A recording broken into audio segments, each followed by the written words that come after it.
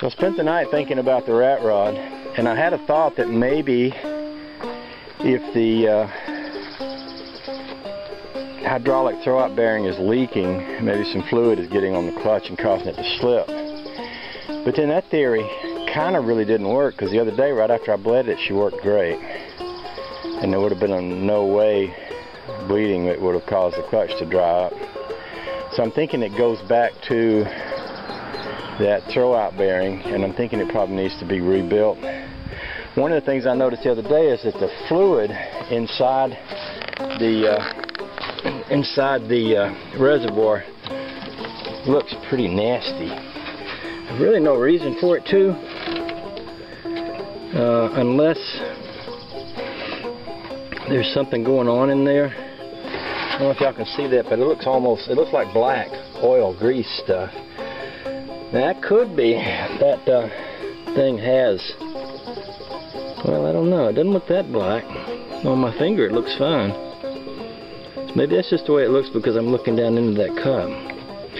But it has gone down. The other day it was full right up to the lip, and now it's not. Anyway, I think I'm just going to see if I can get it to move enough to go into the garage under its own power. Maybe I'll top that off again first, because I'm thinking that what I'm going to need to do is pull the motor out, motor and transmission, separate the transmission, rebuild that cylinder, and while I'm at it I'll take a look at the clutch plate and pressure plate, clutch disc and everything too. But what it means is the rat rod's going to go kind of on the back burner for a while, and finishing up the forward becomes a bit more of a priority, because that will be our hot rod for this year. I also wanted to come out and take a look at my hostas. Boy, they look good. Look at this thing. It looks just as happy as could be. And this one over here looks pretty good. All these guys, yeah, they're reaching. Look, you see their little arms reaching out for the sun. Honey baby, I said I planted them too close up under the edge there, but I'm not going to dig them up and change them. I'm going to leave them like that. So we'll wait and see how they look when the sun comes up. The ones out back look real nice. Real nice. So I'm just going to see if I can get the rat rod to move. If I can, I'm just going to ease it back in the shed there.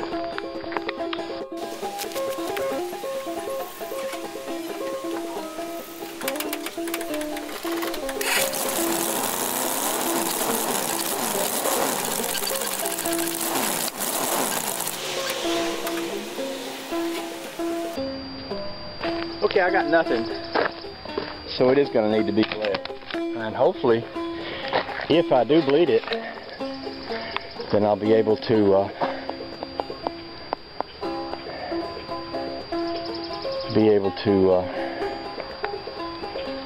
have it work enough to at least move around the yard and such. I wonder if I can bleed it without getting under it, because it's kind of a chore to get it up in the air,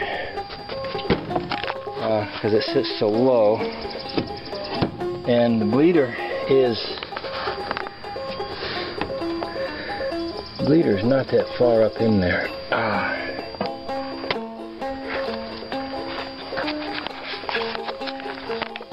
That's the bleeder right here. See that? See that right there?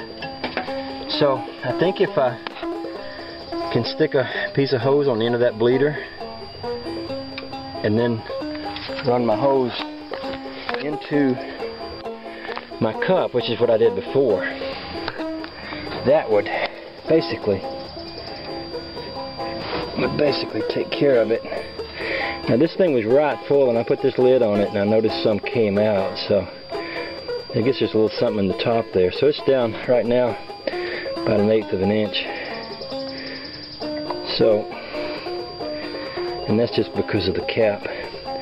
I think what I'm going to do, honey baby may be making breakfast, but after breakfast I'm going to go in the house and get me a piece of hose, attach it there, run it over here, and just pump this by hand, or climb in there and pump it with my foot, and see if I can get enough bleed on that for that clutch to work.